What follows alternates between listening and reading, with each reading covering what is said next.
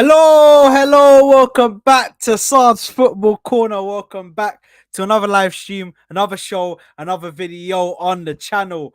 Big ups to everybody that is tuned in nice and early. Big ups to everybody that is watching on a replay. Apologies for the lateness, but lateness is greatness in this time that we are living in right now. Welcome to a new show, which is kind of a play on Hussam X Tom Little. But I want to change it a bit. I'm probably going to do Saad and Ash. But listen, big up. We are here for Saad and Ash. This is going to be a weekly show that me and Ash are going to be doing. Where we're just going to be, we're just going to be talking about football. It's not necessarily going to be always Arsenal related. Like, if anything's happening in the world of football, we'll speak about it. We'll give our thoughts, we'll give our feelings about it. Today, obviously, we're going to be speaking about something that's more Arsenal related today, but normally the streams are going to be just football related. So we're going to speak about the football and we're going to do all of that good stuff. But like always, make sure you're smashing the like button. Make sure you're subscribing to the channel. If you haven't already, make sure to get that done. I see a lot of you in the chat already. We actually had some chats at like 2 p.m. Shaq saying, "Salam, bro, broski. I told you we don't need Tesco. We don't need we not every little helps blood." And then he also said, "We getting Izako, Jokeres, or Osimhen, a clinical gunman." Listen, we're gonna get into that. And then obviously Visca out here saying, "Man got rejected by Tesco." Yes, listen, Visca. Listen right Thank now. God for that. Visca is the happiest man right now, bro. Because I don't think he wanted Visca, bro. He didn't want Sesko, so I know he's the happiest man right now. He's gassed. MDO saying, "I'm so happy we are not getting Sesko." Listen, we're gonna speak about it. That's gonna be the first topic that we're gonna speak about. Big up to FK who says hello, frauds. Big up to yourself. Big up Soreda who says hi everyone. Hi Saad and Ash. Big up to you, Soreda. Absolute legend. You know she made her debut. She made her debut on the channel. She wasn't on camera or anything, but she was here on the channel and she was speaking. You know what I mean? Damn. Big up I didn't see that. Soreda. Oh, big up, She came up. Sareda. I think she came up on a half times show. Okay. She came on a half time, I England. think, or halfway through the second half, and then she was just talking about talking Arsenal with us. I was like, yeah, big up to you, Soreda. You know what I mean? She actually came on and made her debut. I'm proud of you. Nice. FK here saying nice and early, but you late fraud. Yeah, listen, man. It is weird. That's my mistake, guys. This is 100% on me. It's not like Saad, he went for or whatever. Like, it was 100% me. I joined in a bit like a couple of minutes late, so you see, I'll take the blame for that one. I tried. I was gonna stand in the way and say, you know nah. what? It's all good. We're late sometimes. I didn't want to. Nah. I can't let my man take the blame for that. No way, bro. Yeah, nah. Big up to you. But every other time, it's him. But Yeah, today, every other time it's me, bro. The other times it was me, but now it's actually him. Now, big up to him. Big up to Ash, man. Absolute legend, bro. Who else is saying it? Big up to Aaron, saying even into Sereda and even into everyone. Big up to you, Aaron. Always love. Who is that in your That's an old Liverpool player, bro. Because that's a kit from like the 70s, bro. That's a kit from the 70s. So it's somebody old, bro. But I can't tell. I can't make their face out, bro. But big up to you. It's Alan Hansen. I knew it was Alan Hansen, but I didn't want to be wrong. I also know why he's putting him now. Like, hopefully he recovers. What's happened? Is he okay? He's hospitalized. Yeah, he's hospitalized. He's apparently really ill. So we obviously wish him a speedy recovery. Oh man, listen. Big up to Alan Hansen, one of the greatest centre backs. I believe he was a centre back, wasn't he? He was a centre back, one of the greatest centre backs that the league has probably ever seen, man. He was absolute Rolls Royce before Rolls Royce was even a word to describe centre backs.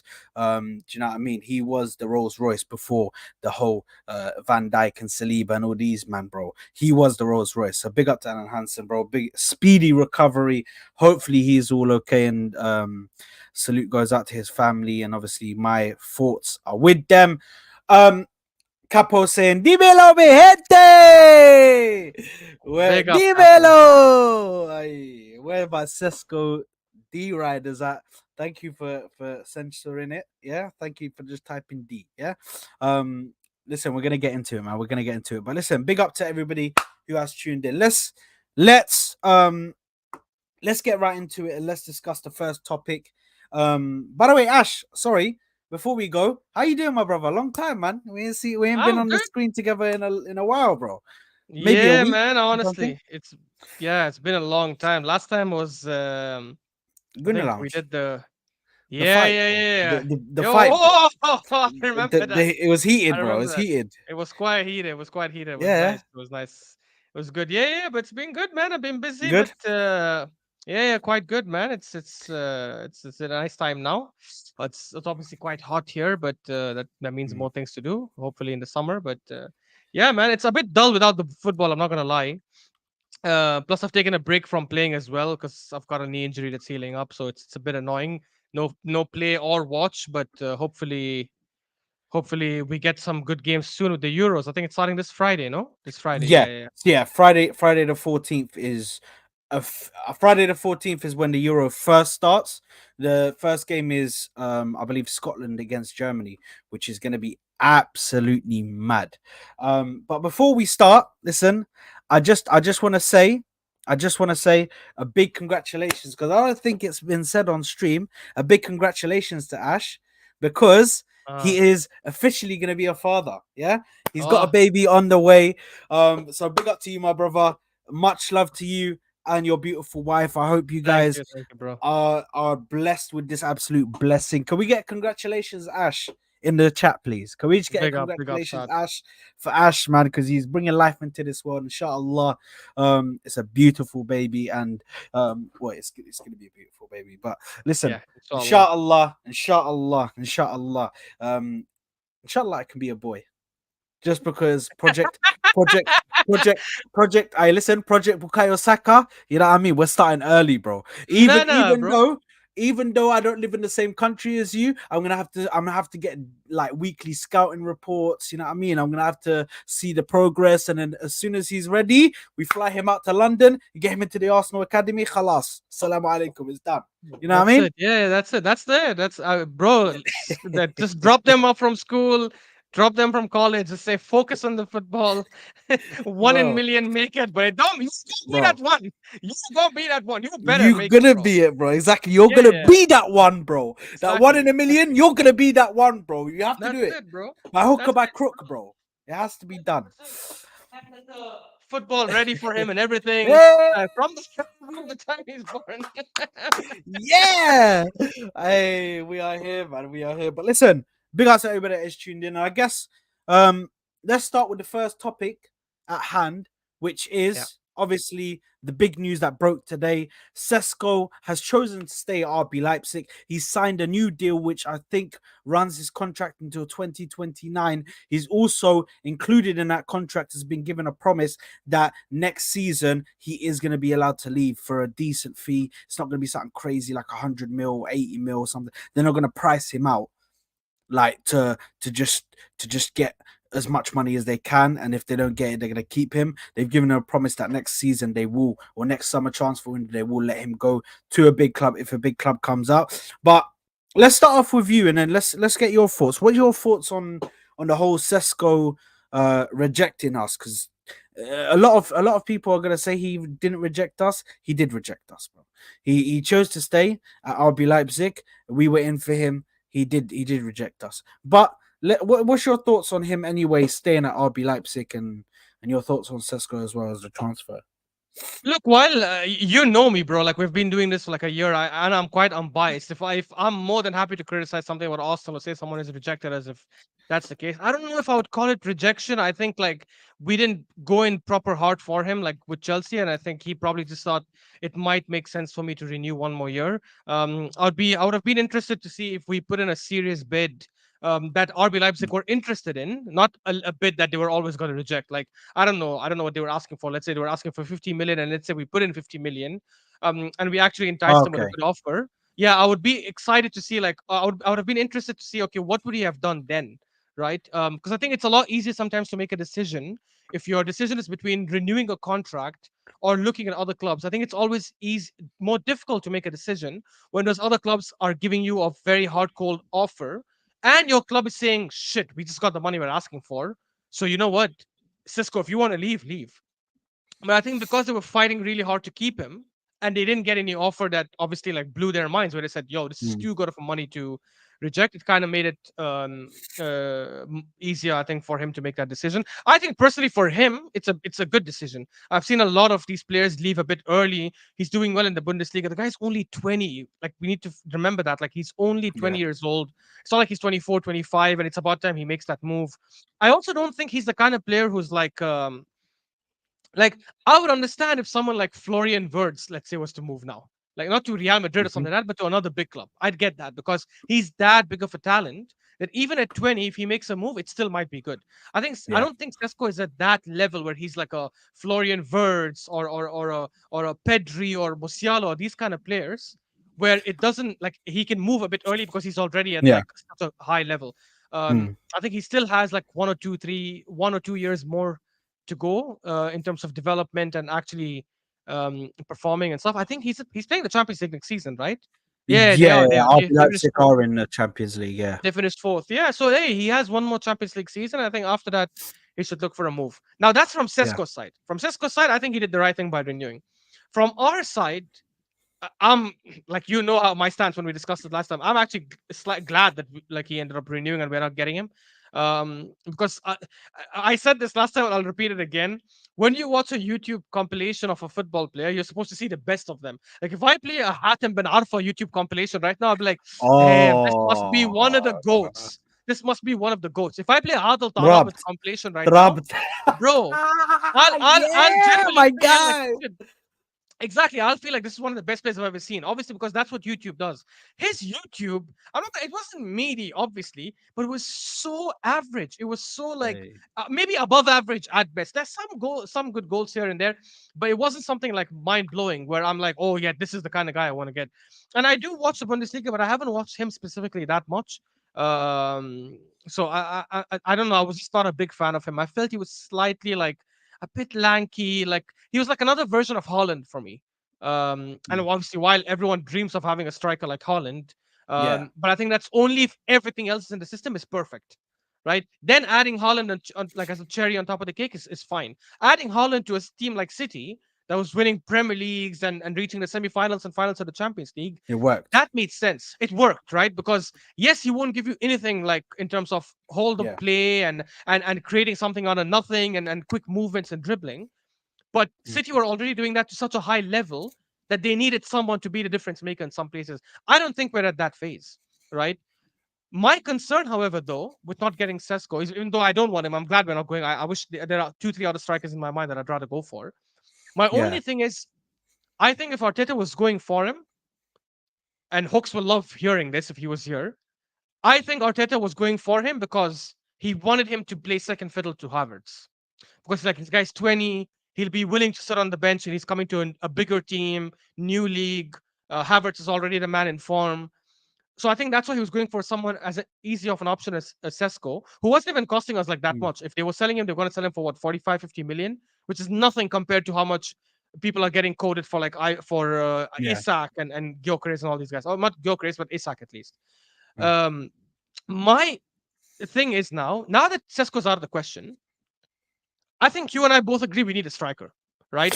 We're gonna Because get if you're gonna go into the striker who we get next. Don't worry, we're gonna go no, into I'm that. not discussing names or anything. Okay. I'm just confused that now that I know what he was trying to do with Sesko, right? Yeah. Which is go for that big profile striker, someone who's just a poacher in the box, who does nothing but score goals, and a different profile, but someone who'll be willing to be an understudy as well of Havertz, someone who'll be willing to play second fiddle to Havertz. Now that Yeah. that option is gone, I'm just curious as what is going on in Arteta's head because I feel like he's not gonna identify like another profile striker that works that way, and he might go a different direction, which we'll obviously discuss later when we are talking about the striker. So I'm Yeah. curious to see what our club does next. Um, a pretty interesting one for me, to be honest, because I looked at the news at first, and like you, I wasn't really unhappy. I wasn't upset. I wouldn't say I was glad, but I was just I was just like meh. Meh. When you just when you're just like, okay, here's where it is.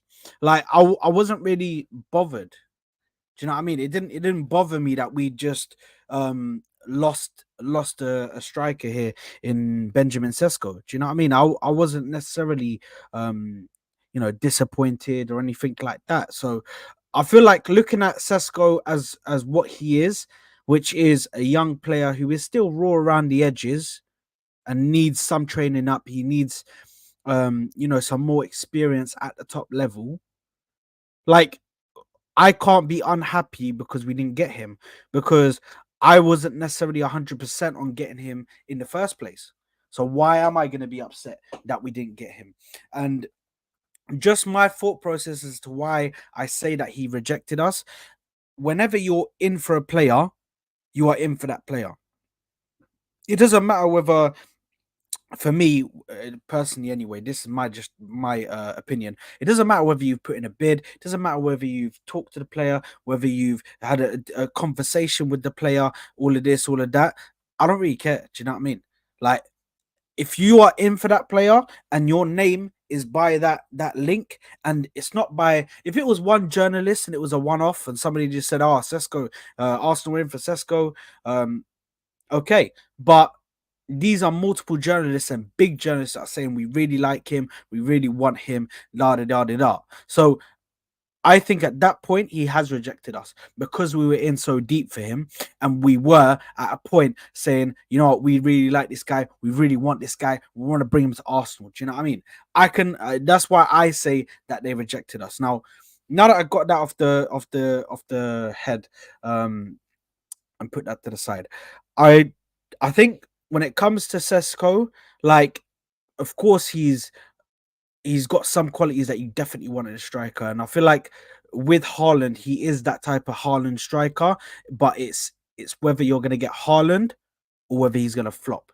Do you know what I mean? You could get a Haaland striker who's able to score a bag of goals, and he goes into his first season and gets 20 goals a season, 20 goals or 25 goals in his first season, which would be outrageous, by the way.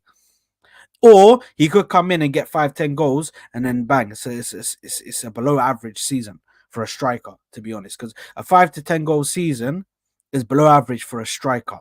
And when I say that, I don't include Jesus as a striker. I've never included him as a striker. Jesus for me is a forward player.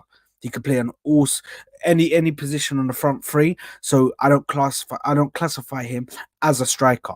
Now, with Sesko, I think you have to look at it like this. Yeah, he's got the pace. He's got a mad shot on him, and he shoots from outside the box, which is brilliant.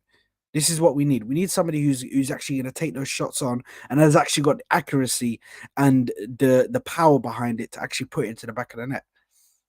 Where I don't agree with is the link up play. I went and watched like a few clips of his link up play, and it's literally just like easiest passes, bro. Like, it's not even quick passes. It's not even like a 1-2, and then he has to like dribble past anybody, or he has to pass between 2 or 3 players in like a triangle or anything. It's usually passed to one player. It's Mm, one of the goals was the goal against Liverpool when Konate got caught out of possession. And I mean, yes, Konate got caught out of possession, but how many times is Konate going to get caught out of possession?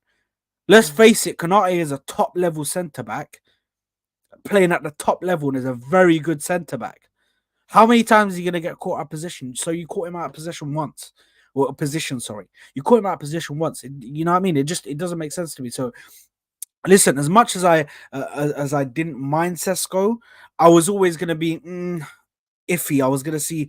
Let's just see what happens, because now when we go and get somebody, I'm not gonna fully complain. I'm not gonna scream and shout, because I did that with Havertz, and look what Havertz has done. 20 GA in his first season. Do you know what I mean? Nobody yeah. saw that coming. So And right majority of now, that in the second half. yeah, and people. By the way, people say this little agenda about, oh, why is Havertz being gassed up like as if he's gonna recreate that next season, when he only had half a season where he was good.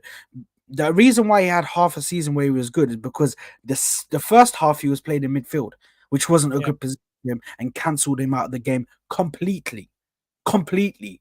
So the reason why I think he's gonna have a good season just like this is because he will be playing more consistently up top. He won't be playing in the midfield as often. But moving back to Sesko, just to wrap it up, I understand that they wanted to go for him, but I'm not fully upset that they didn't get him because I was never 100%. I never thought, oh, this is the guy that I want. This is my main candidate. This is the main person that I want. Do you know what I mean? So I'm not really that upset, but I get where you're coming from as well, saying that you're kind of glad because you know what I mean. It's underwhelming, bro. I was underwhelmed when we first got linked to him. Um, there's a question here that got sent over by Ravi. Big up Ravi, by the way. Big up to you, my broski. Um, who says, you were muted for a hot second there. I don't know if you muted yourself. Yeah, Uh, yeah, yeah, yeah. I know. he said, question: what does this tell you about Arsenal if not top players? So, average players, or you know, what I mean, like Sesko are turning Arsenal down. Do you want to take this, or shall I?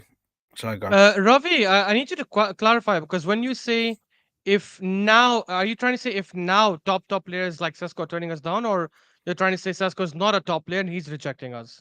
I'm not sure because if you're saying that a top player like Sesko is rejecting us, first of all, I don't think Sesko is a top player. He hasn't done anything in his career for him to be classified on that level yet. It's not like he's won a Bundesliga or he's been like top scorer of the Bundesliga or anything like that. So he's not a top player rejecting us, and Hmm. many players have rejected like big teams before. I don't think this is like any sort of big L or something like that. Like even Chelsea like tried going in for him and they couldn't get him, right? So I don't think that's an issue. I think him renewing with Leipzig is more of a decision he made for himself versus because other big clubs have approached him and he's like, oh, I don't like Arsenal. He would obviously choose Arsenal over Leipzig, right? Not just because we're a bigger name, but we're also challenging for our league, and there's a big probability we will challenge for the league next season. He's not going to challenge for the Bundesliga next season, most likely, because you would assume Bayern will come back. You will assume Leverkusen, if they don't lose any of their main stars, they'll probably challenge for it again next season. Hmm. So I don't think that's something to look for. Now, if what Soraya is saying is true, which is he meant mid player like Sesko, Yeah, I think that's what he means. then for me, how does that matter? If a mid player is rejected us, we shouldn't have been after that mid player in the first place. We've also had big players except coming to us, like for example, Rice last season. Havertz, obviously, like yeah, I didn't want him. He might like have been a big name and won Chelsea the Champions League, but so he does fit that profile. But obviously, I didn't want him there. But yeah, I don't think that necessarily means anything. Hmm. Mudryk, I would say, is an average player, right? When we were linked with him, he wasn't that known and he was working for Arsenal. The guy was posting Instagram stories and God knows what, like trying to get a move to Arsenal, and it didn't happen. So Watching the we have Arsenal games, bro. watching the Arsenal games and stuff. So we know that there are a lot of players. I think Ivan Toney once spoke about him trying to join Arsenal as well, or he wants to join Arsenal. So I wouldn't read so much into that, to be honest. I think he just did what's good for his career, and I think it was the right choice for him. I don't think it was Hmm. Arsenal based or Chelsea based or United based or any other club. Yes, of course, if Hmm. Real Madrid came calling, maybe that's different. But that's because Real Madrid's aura is just different. But I think if Arsenal or United or Liverpool or Chelsea went in for him, it would have been like the same outcome. Yeah, I think the same. Like, I just the thing is, I don't really think of Sesko that highly for me to be upset about him turning us down. Like, it's just something that happens. Do you know what I mean? Like, you can't sit there and cry about every single person that turns you down because it is where it is. Do you know what I mean? This is football. This is the day and age that we live in. Do you know what I mean? Because if I did that, then I would have gone to Mudrik and I would have sat there crying, "Oh my god, look at Mudrik! He rejected us. Why is he rejecting us?" But then we went and got Trossard, who was the much better option, and Trossard was a much better player than Mudrik by far. It's not even they're not even in the same spectrum, bro. Do you know what I mean? So yeah, listen, it is where it is, but I'm not really too fussed on it. Ravi's next question. By the way, guys, if you have any questions, send them over just in a normal chat. if you want to donate to the channel, you can send it in a super chat. But just send in your questions if you have any questions, and we'll answer them in due course as well. Question for both: what type of striker best suits Arteta team? Um, I'll go first and I'll answer this. I think right now, for what we need somebody who can. Well, what we need isn't Isaac. We need somebody who's comfortable on the ball and able to dribble and get himself out of trouble in a tight space. We also need somebody who's tall and physical, not going to get budged off the ball easily. And we need somebody who's got a shot, who's very accurate and can put it into the back of the net, can put it into both top corners, can put it into the bottom left, bottom right. Do you know what I mean? That's what we need. We need somebody who can come in and who can take Havertz off of that striker position and say, "This is mine." Do you know what I mean? I'm not letting it go. I'm gonna keep on scoring until this place becomes permanently mine. Do you know what I mean? So that's the kind of striker I think we need. Obviously we see the links with the other kind of strikers, but we'll get to that. But I think right now we need exactly what I just described, which is a physical striker who is very good on the ball, who has a shot on him and is accurate with his shooting, and could also get a header as well. And all four of those are explaining the player that we should be linked to, which is Isaac, who what I mean is way out the price range. But we'll get to that in a second. What's your thoughts, Ash, on this question? Yeah, man. I echo what you're saying. Like, I think if I had to pick a profile striker, I would want a Kai Havertz with much better finishing. And that's literally Isak in every way. And Isak is also a better dribbler than Kai Havertz. Mm. And some of the goals he scored are just beautiful, beautiful bangers. Look, you look at our team right now, right? We have three players who can play a proper false nine position, right? In Jesus, Trossard, and Havertz. I'm not even counting Eddie Nketiah. I'm hoping that fraud is out the door. So if I'm only looking at these three, yeah, hopefully, inshallah. So if I'm looking at these three, all three have different kind of profiles. I think Jesus is the better dribbler of all the three. Can create something on another thing. I think Trossard is the better finisher and has a little bit of what Jesus has as well in terms of some of the dribbling and stuff, but not Yeah, the same aggression and the same physicality. And Havertz is probably better in the air, better at holding up the ball. Um, Better at getting into the right positions to score, but unfortunately, just like Jesus is not necessarily the best finisher. yeah, So if we literally could have a mix of all three, that would have been amazing. Now, because we have Trossard, who can also play on the left wing and will compete with Martinelli, I'm assuming there next season again, and Jesus can play at either wings as well. I would like us to have a different profile striker, someone who can be physical, who can win the headers, but who's also good on the ball, can link up, can take on players.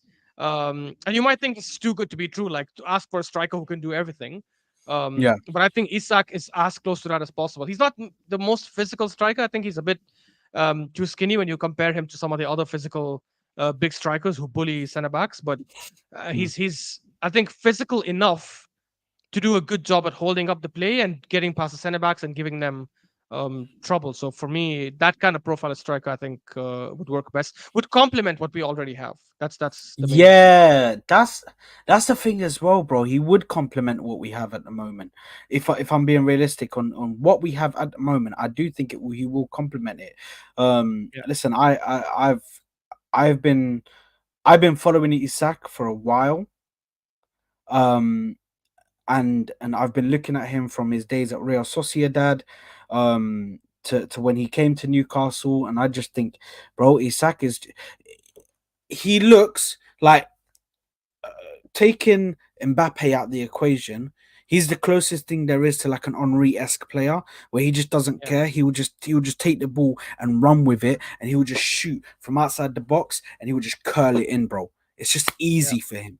I think Mbappe obviously has his marquee shot, which he always goes for, where he does he tries make him Near think he's post. going to the far post. He always goes to the near post. The goalkeeper never gets it. Never gets it, bro, because he always opens up his body so much and just slaps it into the near post, bro. He's like, bro, what the hell is going on? But yeah, listen, um, I think, I think it's a situation where we need somebody like Isak. It needs to happen absolutely. And the last You know, question which the I I was just gonna say on the Isak thing as well. You know, the funny thing is, you said from the Sociedad days. I didn't like him that much from the Sociedad days when we were linked with him, because for me his numbers weren't that great. I think he had like 2 goals from like 20 games, something like that. And I was like, man, okay, I understand he does everything else amazing, but we need someone who's an elite scorer. But since he's come to the Premier League, he's been exactly that. The guy has like 30 goals from his first 50 appearances. So he's picked that up really well. So I think even that scoring aspect is also gone. And I know, look, I'm someone who sometimes criticizes the overhype of the Premier League and people saying, "Oh, he has to be Premier League proven, has to be Premier League proven." Because I think you can get players from outside the Premier League who can come and fit in well as long as the profile is good. But it does help to know that he has played in the Premier League. He has played for a team like Newcastle that is on the, or was supposed to be on the uprise, and he has obviously like adjusted. He speaks English quite well, so I think there'll be no issues with him getting along with the too well, squad bro. too well. Man, I heard Bro, that accent. I was like, bro. yo, He sounds there's like no he's way this from. guy's not English. Bro, he sounds like he's from South London, bro. He sounds like he's Mad, on. Bro, he sounds like he's mad. been on road for a minute, bro. Yeah, That's talking it's to me like he's crazy. one of the guys, bro. Like it's Yeah, like he's from Top Man or crazy. something. Yeah, it's I was like, what? mad. I was like, what do you mean? I went late. I was like, what? Yeah, yeah, yeah, Hey, yeah. I what's saw him in going on? training. I saw him in training. I was like, Yeah, I saw him yo, in training. I was like, what? Where's the damn. Swedish accent, bro? Because he was Yeah, born in it's crazy. Sweden, so I'm hella confused, Yeah, bro. exactly. Um, this is the last question I want to get to, and it actually is a lovely what's it called to the Segue. next segue to the next topic, which is Phineas saying, I think Arsenal should go for Antoine Griezmann. Now, here's a question: would you go already by your head shaking? Nah, I No. wouldn't. Would you not go for Antoine Griezmann? Why? Nah, bro. I rate him. Look, very, very good player. I think very underrated player for what he's done in his career. With whether it's with France, whether it's with Atletico Madrid. I know he hasn't won the league with Atletico Madrid. Unfortunately for him, he joined after they won the first one in 2014, and after and he left after.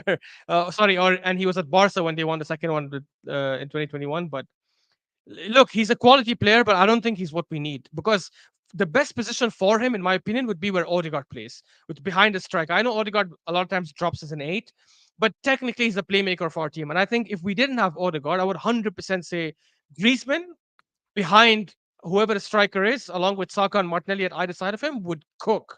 But we already have Odegaard, who's younger, who I think has a better, much higher ceiling. I think he'll be a better player than Griezmann by the time he retires, at least on a club level. So yeah, I don't see what he would add there, and I definitely wouldn't, because some people I know will say, "Oh, he's versatile. He can play here. He can play there. He cannot play anywhere else except behind the striker.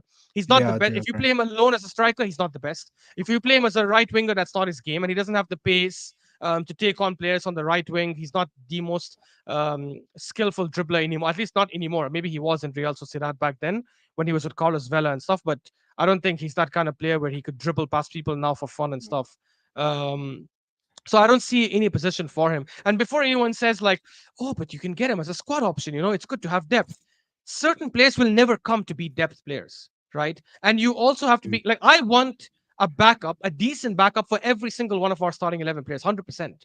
But I also have to recognize that there are certain players, if you have them on the bench, when you have someone like Odegaard, especially when he's not like slacking, it's not like Odegaard is getting complacent or he thinks, oh, my position is Mm, safe, so he starts playing a bit like lazy and stuff. He doesn't. He's literally the opposite of that. He's the first one to press. He's won like I think the most possession back in the final third and stuff in yeah, Europe for a certain period. So why get someone who's only going to destabilize that position and cause that, not intentionally but unintentionally, cause that sort of rift? Because now who starts? Is our captain going to get dropped? mm, Is Griezmann going to be shoehorned like how we were trying to shoehorn Havertz in the midfield last season? I don't want another shoehorn experiment.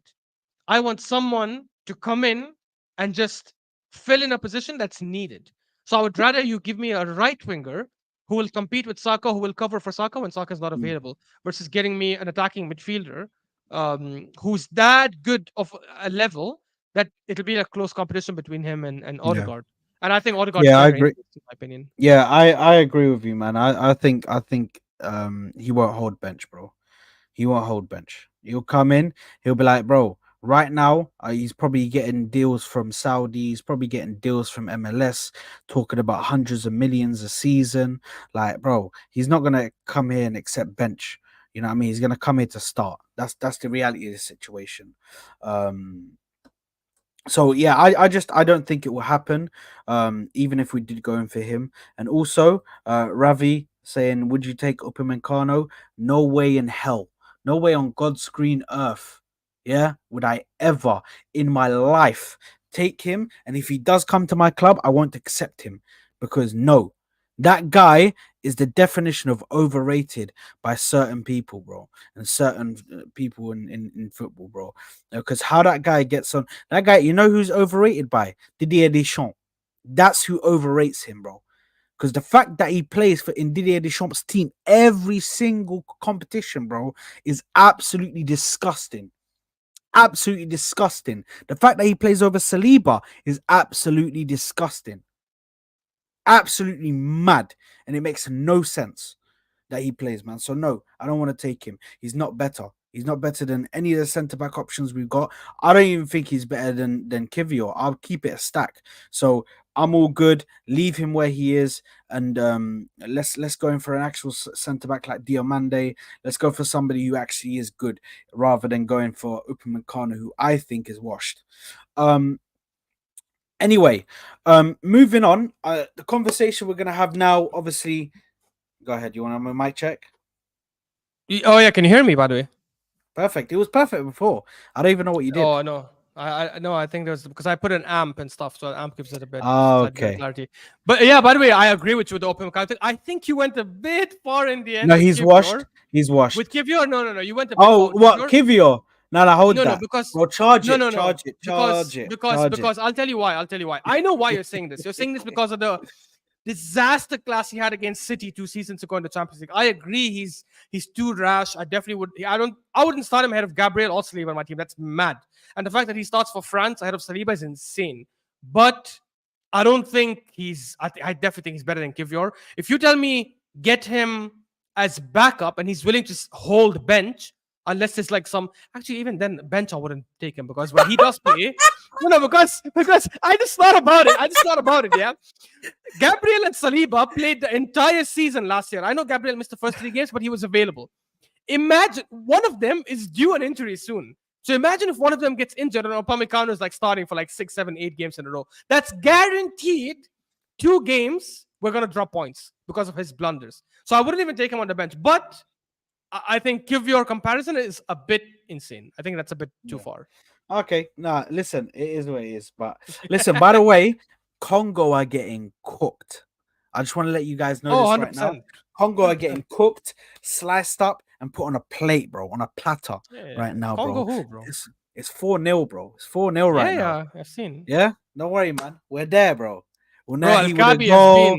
El Kabi's Lakabi on. been in mad form, bro. Hey. Mad. Hey, He's been listen, a all I'm mad saying, form. he's crazy, bro. He's crazy. I don't know. The thing is, I need him to do it more for Morocco. Yeah, because I feel like he does it Mm. for Olympiacos. Olympiacos, bro, but he doesn't do it for Morocco, bro. Like Yeah, sometimes he when he plays for Morocco, it looks like he's out of place. So I need you to do it for the national team, bro, for me yeah. to actually like put some proper respect on your name. Do you know what I mean? Because even when he came on against South Africa, bro, he should have scored that header, bro. It's still in my Mm. mind, bro. It's imprinted in the back of my head. Anyway, But you see who's move killing it that match? My baller, Hunahi. He's balling out, bro. A goal, an Broski. assist. Listen. All I'm saying You is know. people need to put some respect on Robert's name, bro. People need to put some respect on his name, bro, because these guys, anybody who tells you that Amrabat is not a good player does not know ball. I'll tell you that right now. And hold that, Ash. You're getting strays put in the neck, bro. It's catching you there, bro. Ah! It's my first time. I'm coming Hey, back after 2 weeks, so I'll let it slide. It's fine. there you are. But anyway, moving on, I think we need to speak about the striker market now. We need to speak about who is going to be the next striker target for Arsenal. Do you know what I mean? Who are we going to get as the next striker? Now, I'll give you the options that are out there. So obviously we have Isaac, we have Gyökeres. Obviously, these are all the players that we've been linked to. Gyökeres. We have Osimhen, who looks it looks like it's starting to um, pick up pace now. This Osimhen transfer. We also have Xerxes from Bologna, and I believe the other one is no, I think that's it. I think that's the only striker targets we own. So there's four players there. Obviously Isaac. Um, actually, no, five. Solanke as well. We've also been linked to Dominic Oh my Solanke as well. god. Don't worry, Oof. Yahi. Yahi, it's happy, it's happy. Develop though. Um, but yeah, so we're linked to those five players in Solanke, Isaac, Jokeres, Xerxes, and Osimhen. Hmm. In your opinion, what is the most likely and what is your choice? What would you do? You know what? To be realistic, let's take Isaac out of that equation because I Yeah, think yeah, that's yeah. that's a very unrealistic option right now with them Yeah. asking for 170, 180, 190 That's million mad. just to talk. That's just to talk, by That's the way, mad. guys. Do you know what I mean?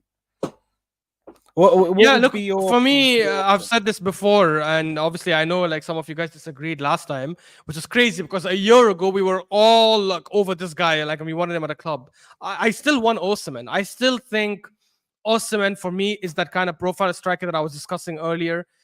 Outside Isak, obviously. In fact, I would say he's even better than Isak in terms of physicality, which I said Isak lacks because he's a bit skinny, whereas Osimhen is like a beast. Um, I think he's decent in his finishing, very good in the air, can hold up play, can take on players.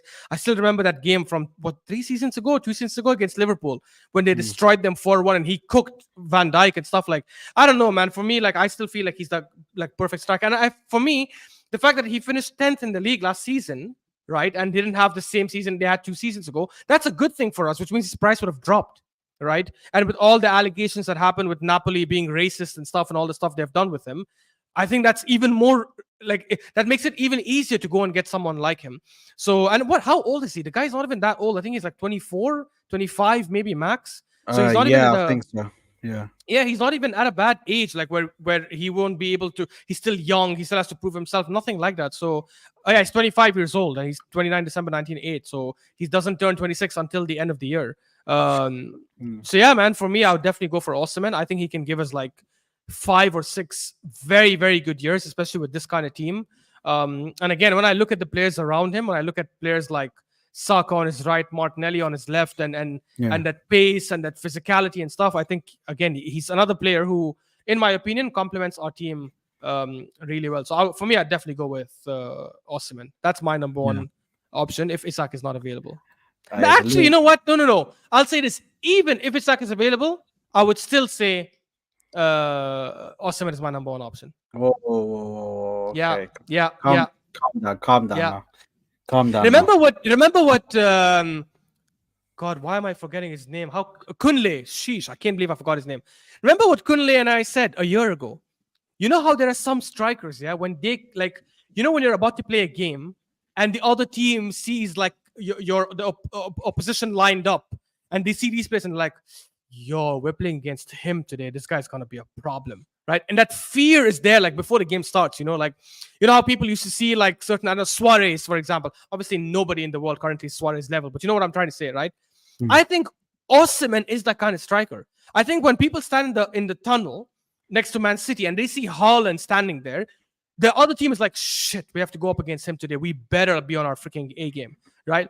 I think Osimhen is that kind of striker who could go to an away stadium, right? Or who could play against an opposition, be in that tunnel and start creating that fear. Like, this guy is a freaking problem to deal with. So we better be on our A game. And I want us to be able to go to these games and we have someone like him who's a difference maker, who says, you know what, the game is not going well, freaking low blocks. Let me try and get something done. Not by like taking the ball mm. and dribbling 3 4 players. That's not his game. But by trying to bully defenders, by asking for the ball more, by being the right like in the right place, and obviously finishing the chances when he does get them, which is something some of our strikers couldn't do last season. So yeah. The only thing I'll say about Osimhen, listen, personally, I don't want him, and I'll tell you why. I Mm, think his injuries are a big issue. His injuries are a massive issue, and the reason why I want Isaac over him, if obviously you say, oh, but what about Isaac's injuries? Isaac has injuries, but still averages like 30. He still made like more than 30 appearances last season, I believe, in the Premier League. Just this season that passed. So that's with the injury that he gets. he still makes the amount of appearances that he does, and he still gets a good amount of goals, and he's doing that in the Premier League. Do you know what I mean? So I think it is that Premier League proven does have some. It does have some or hold some water. Do you know what I mean? It does.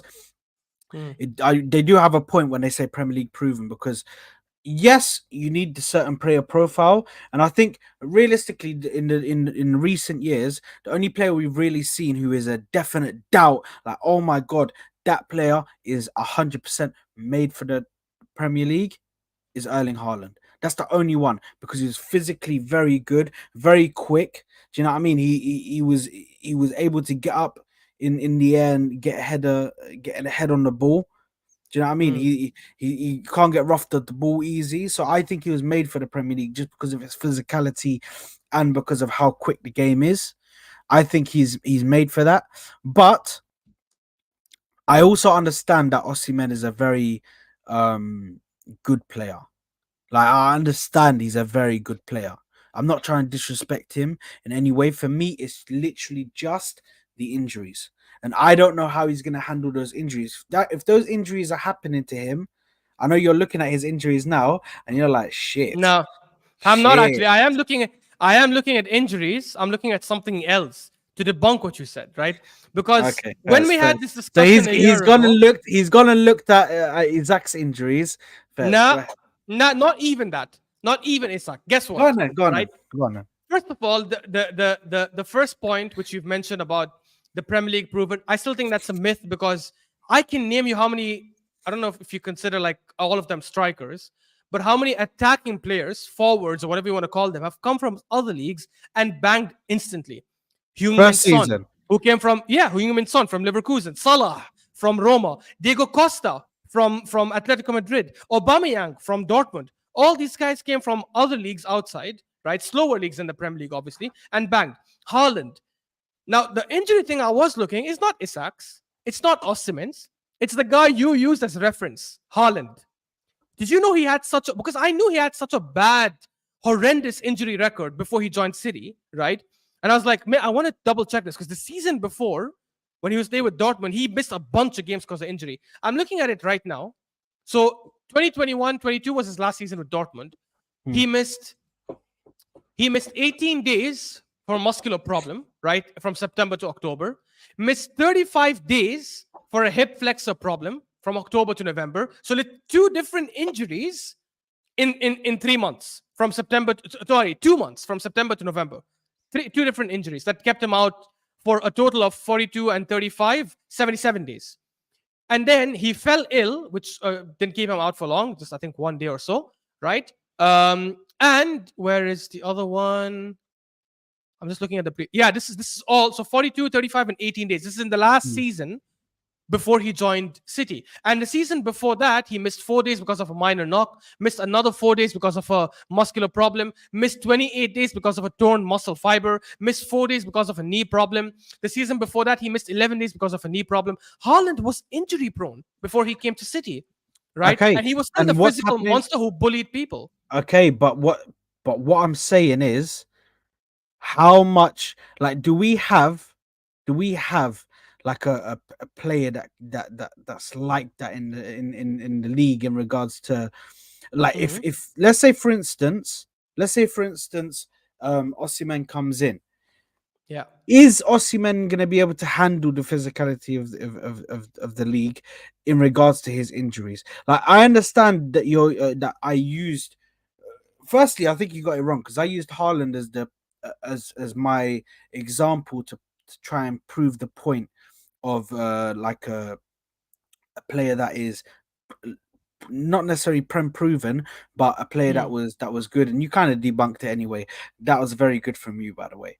You debunked that point about the prem proven players. You've actually got a point on that one. But the only thing I'll say about the injury prone, because I know that Haaland's injury prone, I think that's a problem with him at the moment. Is we're seeing the back end of how injuries can still affect a striker, and I personally don't want that to be me with Osimhen. Do you know what I mean? I wouldn't mind if Osimhen came in and Osimhen done this and done that and was able to keep on going, and maybe he got one injury, something like that. Yeah, I could understand that. But this guy, I think, is averaging like 2 to 3 injuries a season.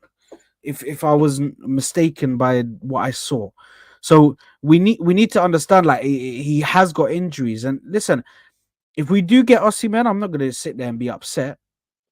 Mm. I'm going to be gassed, of course, because he's still a good player. But all I'm saying is, I think for me personally, I think the injuries are a risk from Osimhen, and I'm wary about it. I'm wary about it. I understand it's there, and I'm just looking at the situation. Do we want to spend all of that money, 115, 120, 130, whatever it is, for Osimhen for an No, no, injury no, prone player? Saad. I definitely 100% would never spend that money if because this is why I said we should take advantage of what's happening with where they finished last season with all the racism stuff that happened last year and try to negotiate a Yeah, way lower price. If they're asking for anything more than like say I don't know 80 million, I would tell them go do one, bang your head on the wall. Then 100% I wouldn't do it. That's insane. But if you're talking about the player himself, bro, I don't think we could look at injuries that much because we have a very good. We last season we had a very good injury record. So maybe our medical team is a lot better than Napoli's. Maybe they'll be able to nurse him a lot better the way City nursed Holland when he came from Dortmund to City and he was completely healthy for majority of last season, or not last season, the season before that. Bro, we had Partey, who before joining us barely had any injury issues, right? And since he's been with us, has been freaking on in the hospital, lying on the hospital bed like every like couple of weeks, right? Timber, if I'm not wrong, he didn't have any major injury before he joined us either. And then nah, bam, after he joined us, ACL. So that's what I'm trying to say. Like, I think if we go by that logic, then there are a lot of players we will eliminate who are really good, and maybe they're just having some difficulty here and there with injuries, which probably could be overcome with a better medical team. If he's injured right now, yes, I'd say don't sign him.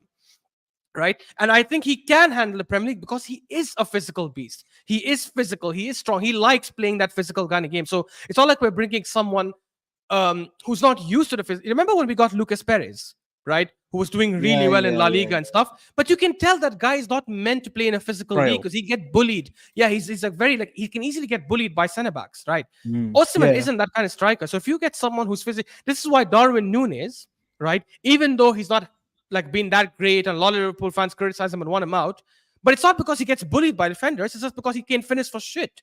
If he finishes his chances, everyone would be praising Darwin Nunes, right? But the guy came in from a different league, right? He came in from a different league, unproven in the Premier League. Physicality has never been his issue. Getting bullied by centre backs has never been his issue. His number, in fact, he's been able to bully defenders on many occasions. The only issue is he can't finish. I think Osimhen is like Darwin Nunes in that regards. The difference is I think he can finish a lot better than Darwin Nunes, which is why I feel he'll do well. And as I said, there are examples of players like forget Salah and Son because they primarily played as wingers. If I look at just Diego Costa, who I feel is a similar profile to Osimhen, that same kind of bully, tough guy, although Diego Costa was a bit more dirty and stuff, but it doesn't matter. But he came into the Premier League in his first season, banged, and like had like 21 yeah. goals. Aubameyang, same thing. Aubameyang came from the Bundesliga and killed it with us in his first half a season and then the season after as well when he was top scorer. Yeah, yeah. No, I listen. I agree with the point that you don't necessarily need a proven player, because there were many other players that have come in that have not been prem proven and hit Yeah. right off from minute from the first day of the season. The first season that they come in, they've smacked it and absolutely gone crazy. Do you know what I mean? I understand that. I just think for me, at the moment, I'm gonna see what's gonna happen. If we do get Yeah. Osimhen, listen, I'm not gonna be upset. I'm not gonna sit here and absolutely go crazy now. I think my preference has always been Jokeres. Like Mm. even with Isak, like I would take the punt on on Jokeres Yeah, over that's a good thing to say. Isak, man. Do you know Yeah, what I yeah. mean? I would probably take the punt over Isak and go for Jokeres, just because like he doesn't have many injuries. I think this season, at the end of the season, Mm. apparently he's got an injury in his knee, where he's had Mm. to have an operation. Um, Damn, but that's risky. yeah, but now I'm a bit touch and go. Do you know what I mean? I'm a bit touch and go. Since I heard that news about the operation with the knee, Yeah, operations with your knee are a bit dangerous because you can end up like Jesus. You know what I mean? correct. Where you still got fluid in there from like muscle tissue and stuff like that. So Yeah. um and it's not when they say muscle fluid. I've read up on it. It's not actual like fluid in your knee. It's Mm. like the remaining fractures are like muscle fiber and the bits of bone and stuff like that from when they go and operate on it. There's bits and bobs that are still stuck in there, which they can't remove until it's fully healed, so they can go Yeah. in and then remove of all of the debris that's left over from the operation. They can't clean it while operating on you. So yeah, that's it. Scar tissue and all of that stuff. And isn't So he supposed to be known for pace, Gyökeres, or is he? Or am I uh, wrong? y- Maybe. so Jokeres for me, yeah, is just he's the complete option, man. He can pass, he can shoot, he can head the ball, he's quick. Do you know what I mean? I like him all around, physical. You know what I mean? Yeah. He's a very good striker. The reason I was asking is because when you have knee issues, you do lose a bit of pace, right? Yeah, So it becomes a problem later. I don't remember any, like I remember Bayern when he had like a knee injury once or something and he started losing his pace. A lot of players end up having these knee injuries, and especially if you're relying heavy on pace. I'm not saying he does, because as I said yeah, last time when we discussed him, I haven't watched him much, so I can't tell you anything about him.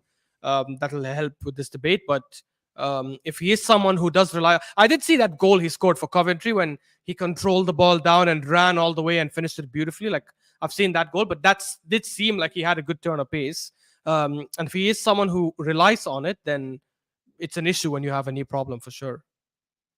yeah. No, fair enough, fair enough. Um, and yeah, I just want to say, listen, for me, I'm just so excited now to see where this goes in regards to who Mm. we get. But there are also whispers, and obviously we'll move on to the Saka um, conversation quickly. But I just want to end off with this. There's conversations going on from certain journalists to portray and say that apparently we went for SESKO, and now we might look at other options like getting a goal scoring winger and focusing on improving the wings rather than going down the middle and getting another striker. What's your Mm. thoughts on that? Yeah, that's the thing I was gonna say earlier when I said about the Cisco thing. It didn't work out, and I said we Mm, might look for other options. That's actually what I was referring to. I genuinely feel that since Cisco thing didn't happen, and this is why I was saying when he was chasing Cisco, who's 20 years old, not that proven yet, who probably will be willing to play second fiddle. When I say willing, I don't mean like he's like, oh, I don't mind coming and sitting on the bench. I just mean that he'll be more accepting of a mm. squad role versus like a Gyökeres or an Start now. Isak or all these guys. Yeah, like no, I need to start now or I'm not even signing. Um, the fact that this didn't happen makes me like it just makes me think more and more that there's a huge probability that Arteta will lean more towards the option of I'll continue with Havertz as a striker because I like what I've seen in the second half of the season.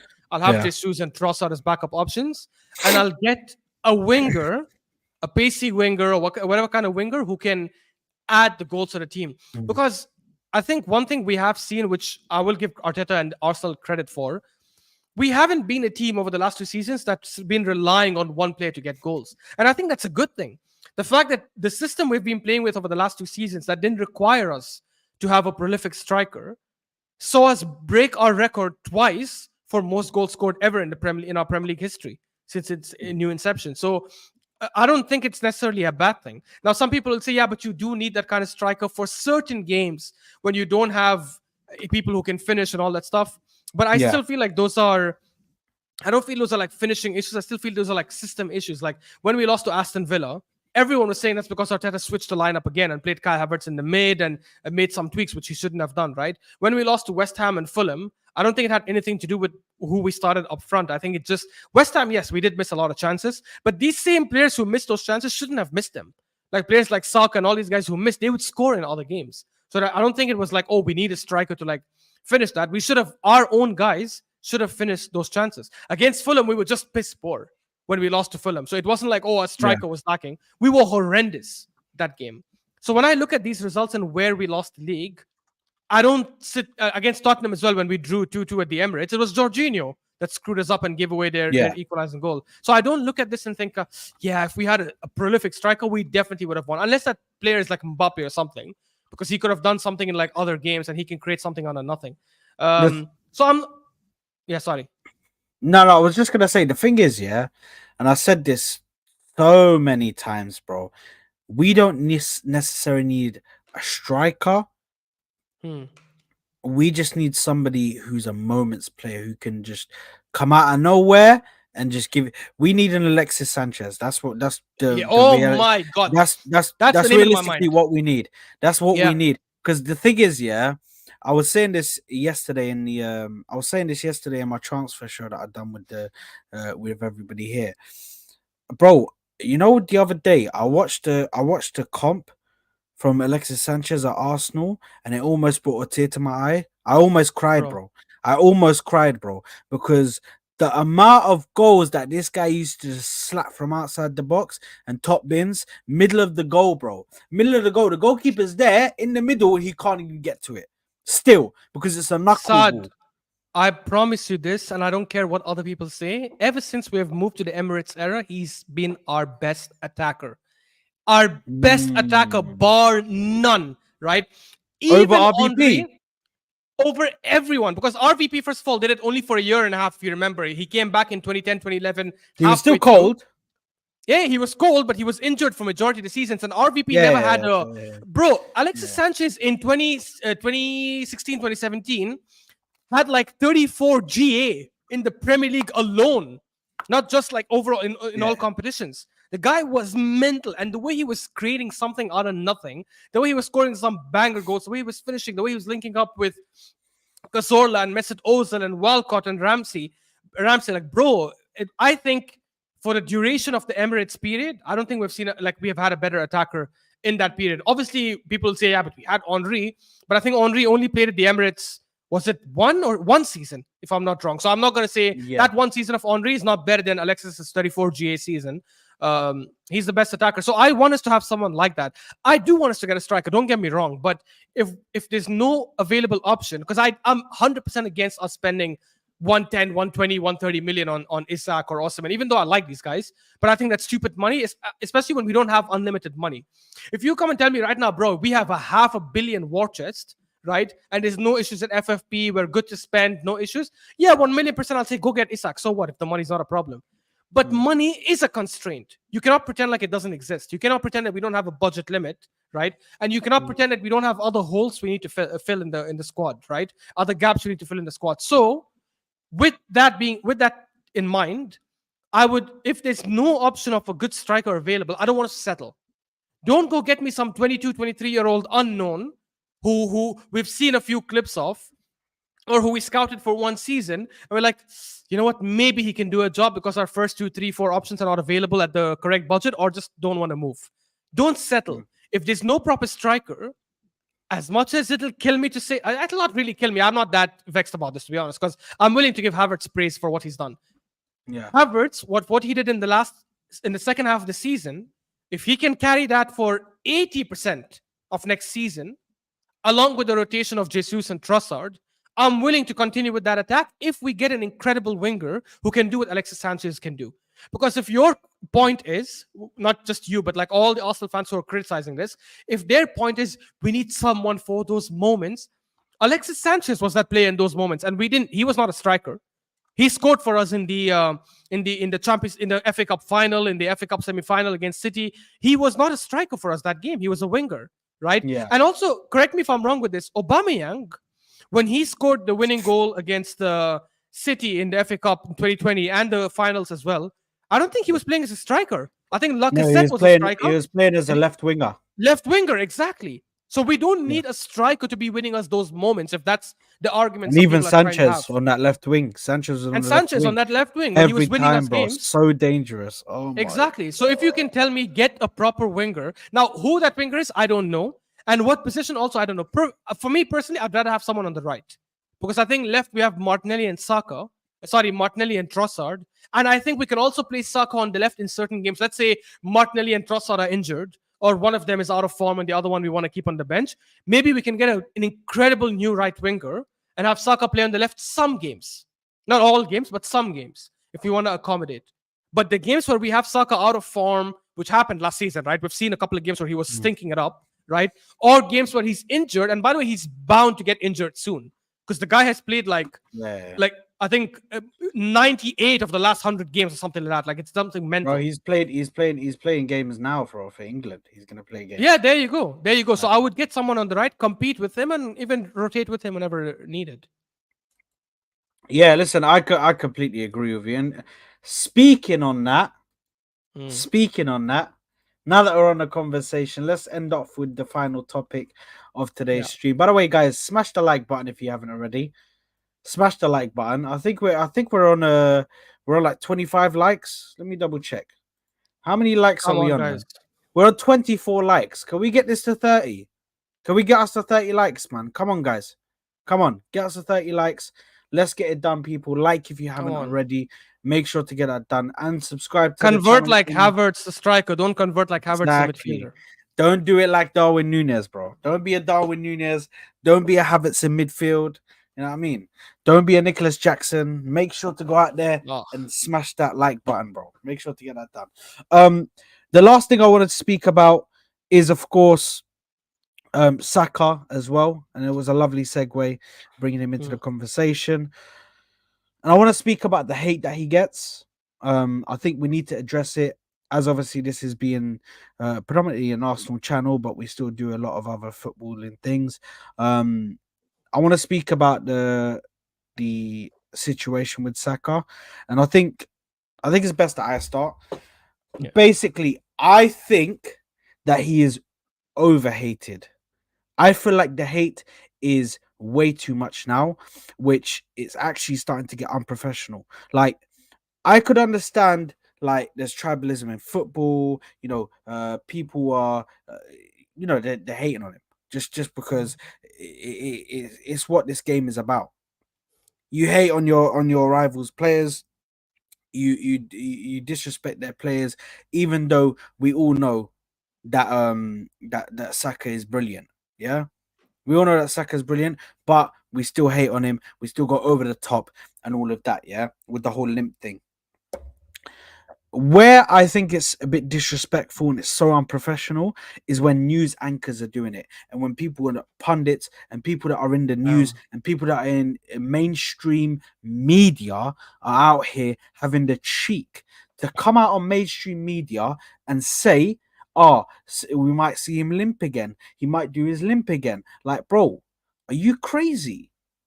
Are you crazy to come out and say that on mainstream media live while people are watching you, millions of people are watching you, and you want to come out and say that shit? That is so unprofessional. Also, what I want to tackle is the fact that the media outlets and all the newspapers and this, there has been a problem in this country for a minute with the news and the media outlets in this country, where a lot of them are racist. Like, if we want to put it bluntly, a lot of them are racist. Let's just get straight to the point. Let's not bullshit about and tiptoe around the conversation. A lot of them are racist. The fact that that game against Iceland was lost and Cole Palmer missed two chances, Foden missed one chance and sat there doing flicks the whole game and not trying to contribute anything to actually trying to get a goal. You know what I mean? Not taking shots at goal enough. You know what I mean? And the fact that we lost that game to Iceland, and these guys, the first thing they done, whose face is plastered all over the back of the papers, whose face is on the front page, Bukayo Saka. Why? Because it's just plain racism. It's right in front of your face. You are seeing it every single day. How can you bring on a man that came on for 25 minutes, if that? 25 minutes, if that. That's all he played in the game. And now you're telling me, oh, look at Saka. And I think they said black ice. Black ice. What is that? What is that supposed to mean? What is that supposed to mean? Like, do you know what I mean? It does not make sense to me why people are doing this and people are going crazy over this guy and over hating on him. Like, he was the best. And the thing is, I feel like people will say, "Oh, they overrate him. They overrate Saka way too much. That's why people hate on him." Bro, I've seen so many people who overrate players. I just had to listen to Liverpool fans put in Trent, Robertson, freaking Van Dijk in all-time 11s, bro. All-time Premier League 11s. When let's be real, bro, that team, majority of them didn't get into the all-time 11s. They didn't. It was just that simple. I've had to watch freaking Chelsea fans go crazy and overrate some of their players. Enzo Fernandez gets overrated by every single Chelsea fan. Are you guys seeing something that we don't? Are we just brain dead football fans that watch football with our backside? For you to see something in Enzo Fernandez that I clearly don't see. Off the ball, absolutely useless. Like, it just doesn't make sense. And Man United fans, let's not get started on Man United fans. Yeah, let's not get started. Spurs fans, who even talks about them? They're irrelevant. Let's get down to the nuts. Let's get down to the point. Spurs fans are irrelevant. Let's not even talk about them. And obviously, you have your Man City fans who, listen, their downfall is coming soon. Mainu as well is another player. Mainu is also another player which is absolutely disgusting. That you say that he has trouble playing a position that he doesn't even play. When was Mainu a 6? When was Mainu a 6? Mainu was the 8 next to Rice. When was he the 6? When was he given any defensive responsibilities? He's given the responsibility to get the ball from Rice and progress it up the pitch. Rice is the one that does all the defending. Rice is the one that does all the tackling. Rice is the one that retrieves the ball back. And then he passes it to Mainu, and Mainu progresses it up the ball. So this guy, whatever his name is, I forgot what his name was, man. This little fucker, someone remind me what his name is, man. That freaking racist piece of shit. Because I'm onto him as well. Yeah, I know about him, bro. Yeah, Jake, fucking whatever his name is, guys. You will let me know. You'll let me know in the comments what his name is, man. But it's absolute racism. The fact that the only players that really get thumped down like that, yeah, the only people that get thumped down by like that is Mainu and Saka. It shows that there's racism. Yeah, I think it's Jacob Steinberg. I think it is. Yeah, absolutely disgusting.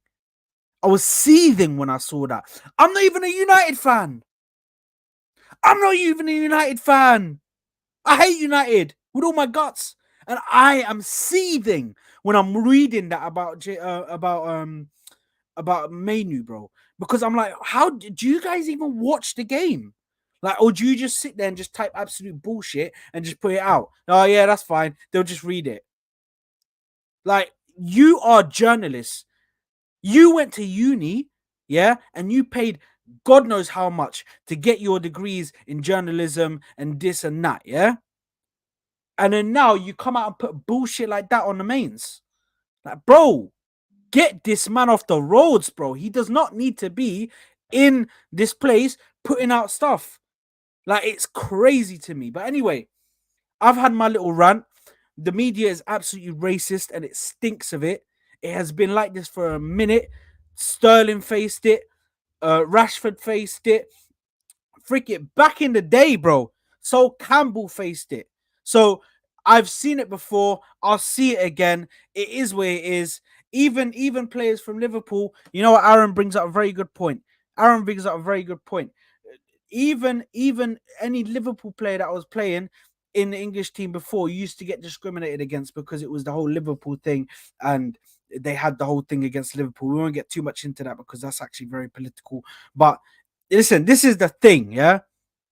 It stinks of racism and it needs to stop. I understand rivals and football fans getting into it, and even sometimes they go way too far. I think it's just based on jealousy. They hope they had Saka. But at the end of the day, it's absolute racism. It needs to stop in the media. These men need to get their head out their ass and actually be professional and be proper pundits, proper journalists, and speak about the truth. Don't sit there and bullshit us and give us a racial shit that's you're putting on the net. I'm tired of it. Go ahead, Ash. I've done my rant, man.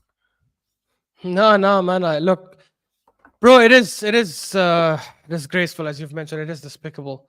As you've mentioned, the guy only played 25 minutes, and they chose to put him on the front cover as if he was one of the reasons. And they put a picture of him falling on the floor as well, like as if, oh yeah, he just got embarrassed, and that's the reason why England didn't win. no offense, bro. Like, no offense to any English person watching. I'm not English, obviously, so I don't give a shit. But this is exactly why I never want England to do well, because the way the media overhypes some players and then destroys them in some other articles is just insane. And they've been doing that for so long.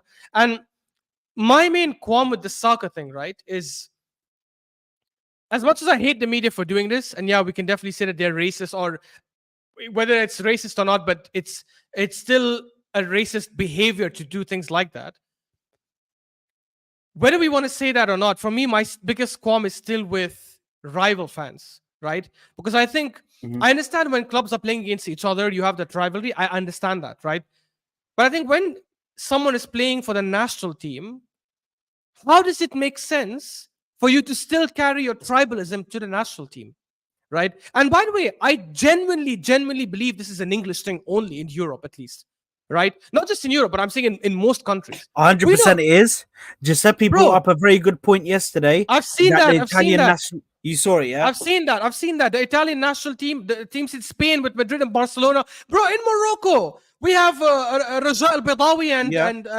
and all these other teams. And you The don't see that. It's crazy. Yeah, you don't see these things when the national teams play. Every country Yeah. has its rivalries with clubs. The moment the national team play, I'm not saying, by the way, I'm not saying that, oh, forget, like, I understand people who say my club for me comes ahead of the national team. I don't mind that. I get it, because for some football purists who watch their club play every single week versus watching their country play like once or twice or thrice, maybe max 4 times a year, I understand that. I'm not mad at that. But there's no correlation. I saw a video once where one Arsenal fan, I can't remember who it was, one of the guys who comes in AFTV, right? He's like, oh, they asked him, oh, what if Harry Kane scores like the World Cup winner or something like As that? lead Like, judges. oh, I think so, yeah. He's like, oh, what if Harry Kane scores the winning goal, the final goal of the World Cup and all? Would you celebrate that? No, I wouldn't. Are you mad? Yeah, that doesn't Are make you sense. If I'm English, right, and I hate Harry Kane because of the antics he used to do with like the cheating and stuff. But if he plays for my country and scores the winning goal, I'll be singing his name. If I see him outside, I'll ask him for a picture. All this stuff because of memory. Because I'm not saying, again, if you want to put your club first, that's fine. You singing and cheering for Harry Kane in a stadium because he scored the winning goal for you in a World Cup does not mean you suddenly love Spurs. Yeah. It's the same logic with the Arsenal fans who wanted Spurs to beat City, who were supporting Spurs against City. It's not a disgrace. You obviously want your club to win. That's why I'm saying this rivalry sometimes goes way too far, that it leads to brain dead banner and brain dead conversations, where people with rivals start putting this crazy stuff ahead, like when it makes no sense anymore. Oh, no, I wish City spank Spurs. I will never cheer for Spurs. Yeah, but it means that we would win, you brain dead idiot. The same thing with the World Cup. And this is exactly what I'm saying, because I've seen a lot of videos over the last couple of days where rivals are coming out, not attacking Saka. They're obviously defending Saka and saying what's happened to him is unfair and stuff. But they're like, oh, the reason it's happened is because, oh, yeah, the Arsenal fans overhype him. Are you stupid? I've seen Enzo Fernandez overhyped like crazy by Chelsea fans. If I see him flop at Argentina, I'm not going to suddenly be like, Enzo Fernandez, I have to go tweet about him. It doesn't matter. It shouldn't come to that kind of level. We've seen so many. If I see Cole Palmer flopping with England, I'm not going to start tweeting Chelsea fans, oh, look at Cole Palmer stinking it up.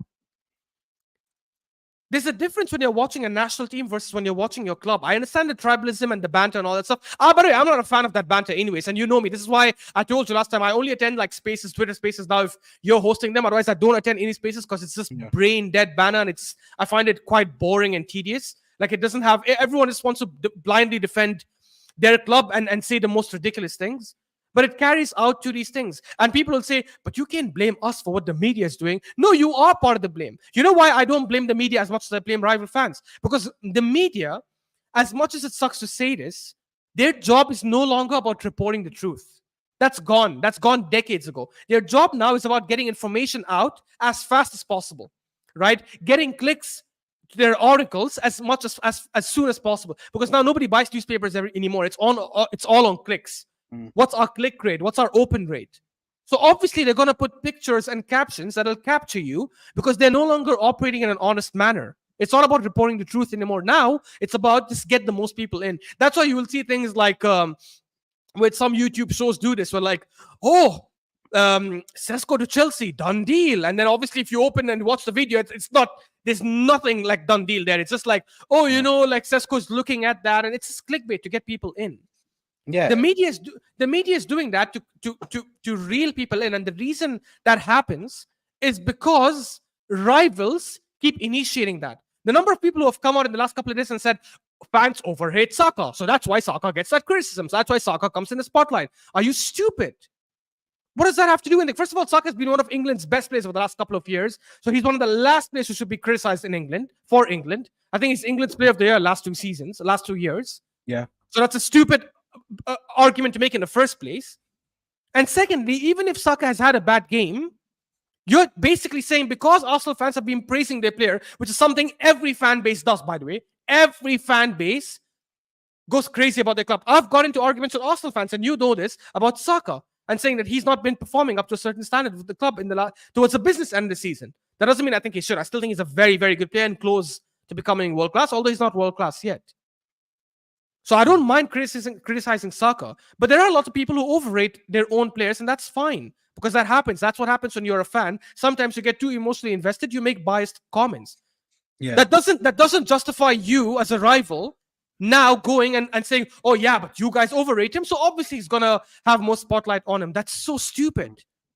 Because that shouldn't be the case. You shouldn't be condoning this. If something is wrong, two wrongs don't make a right. You should actually say that what Arsenal fans are doing is wrong by calling Saka world class. However, there's no relation with the national team. So we're not going to go and criticize Saka and make jokes. And Hamza, I have nothing but love and respect for Hamza, but he's the biggest fraud because he came on the top 6, or I don't remember, I think it was the top 6.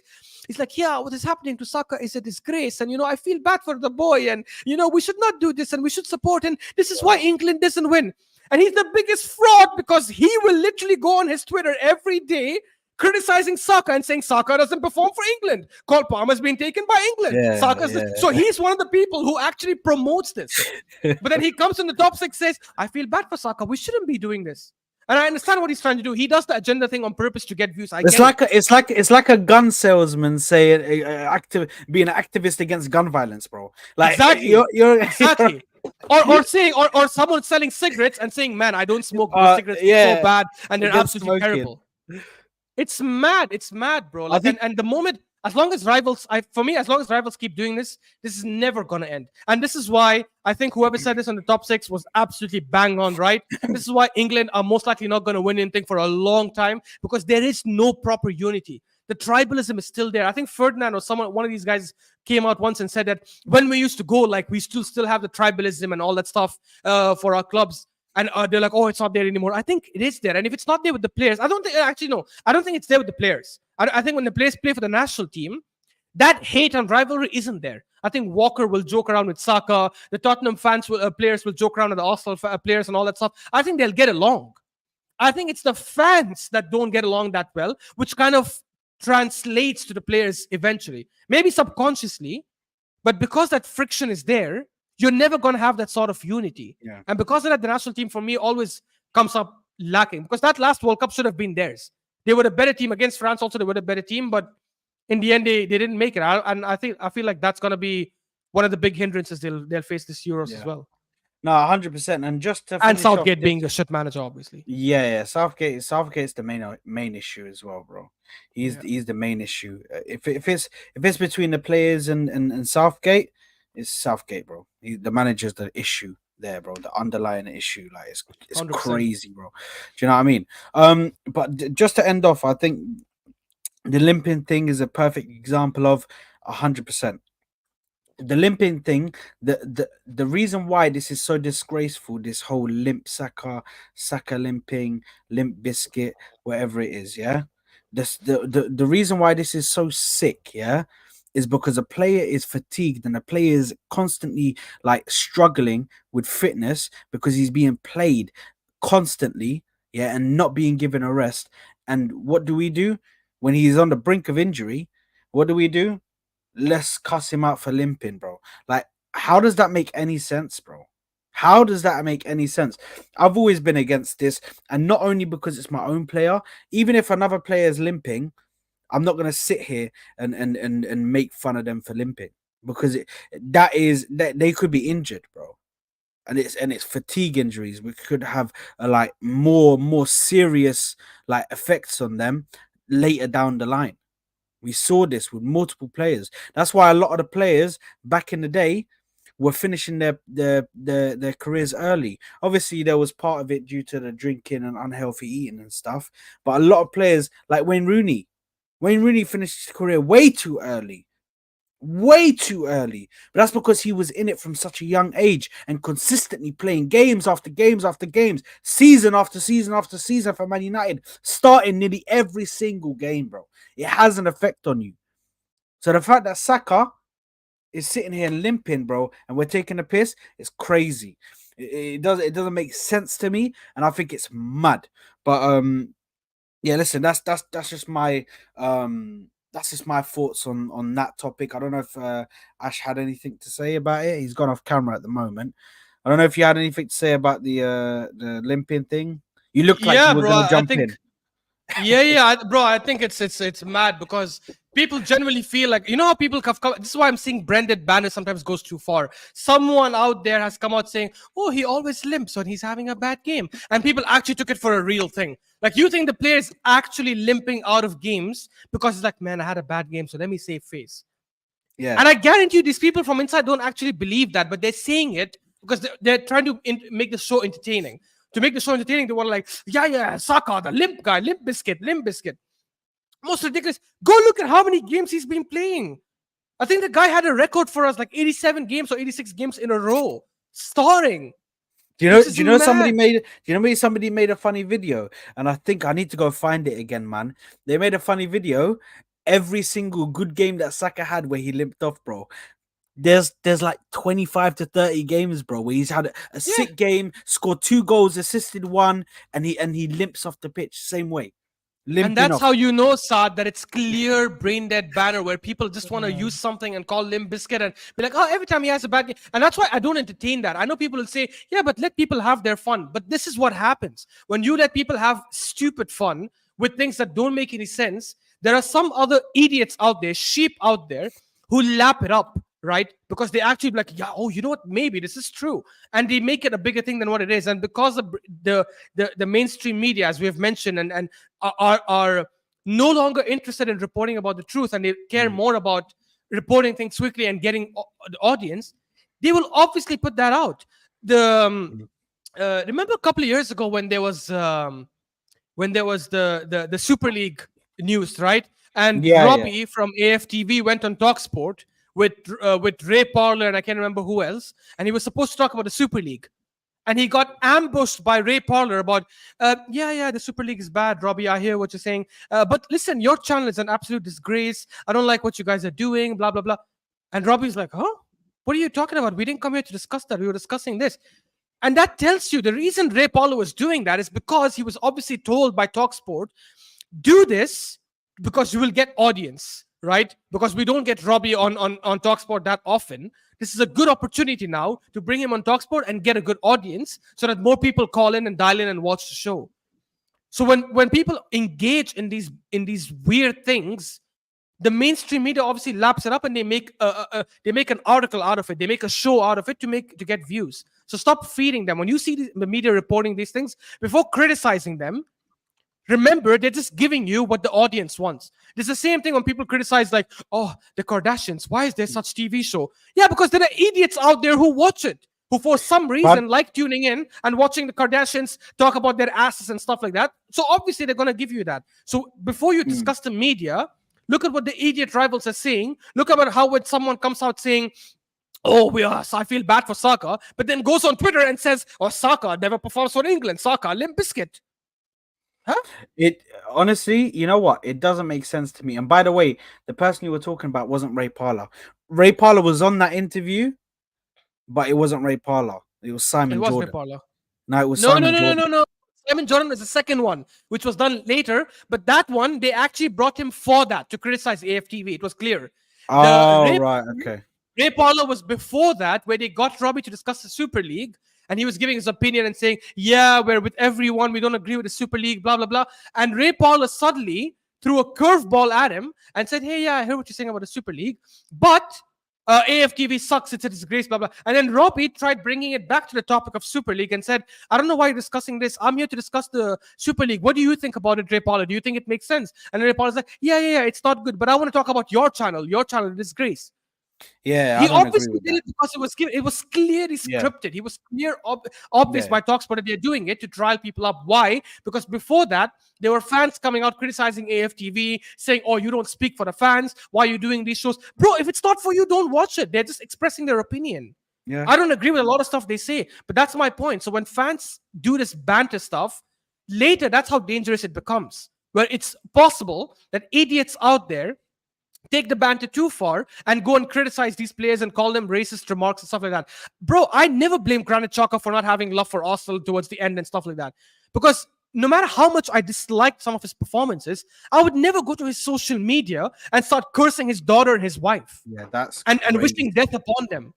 And that's what stems from banter, because what starts as banter, some idiots are brain dead in their head that they take it to a next level. So you have to understand, when you're promoting this banter, some idiots will take it to a stupid level. So be careful Yeah. with your messaging. Yeah, listen, I 100% I agree, man. I agree with a lot of what you said. Like, bro, it's so stupid, man. And at the end of the day, we just need to like be behind him as Arsenal fans, because let's face it, it's only going to be Arsenal fans. You might get the odd few fans like FK here who do actually support Saka and actually like him as a player. You know what I mean? They actually think he's a very good player. Then you'll get the other ones that just tribalism just blinds them and they just Yeah. follow their club and they just go against everybody that doesn't play for their club or wear their club shirt. But it is what it is. This is gonna happen. It's never gonna end, and it is what it is. But anyway, listen, people, we are done. Big up to you guys for sticking around. Big up to Ash for joining me on the first episode of Saad and Ash in the new show. Big ups to everybody that has liked the video and subscribed. To make sure to like the video, make sure to subscribe to the channel if you haven't already. If you're watching a replay, make sure to do all of that stuff as well. Drop a thanks if you would like to. Make sure to get that done for me, people. And we will see you guys on the next one. I'm going to send you guys over to Giuseppe's channel. It's SGTV. So make sure to go over there for me, guys. Can you put Saad Raid? And can you actually go and just drop a like for Giuseppe? If you guys don't want to stay there, it's fine. But at least go in there, drop a like for him, put a comment in, just, you know what I mean? Help him out with the algorithm, all of that good stuff. Make sure to do that for me, people. I love you all, man. I'll see you on the next one. Peace out, people. Peace.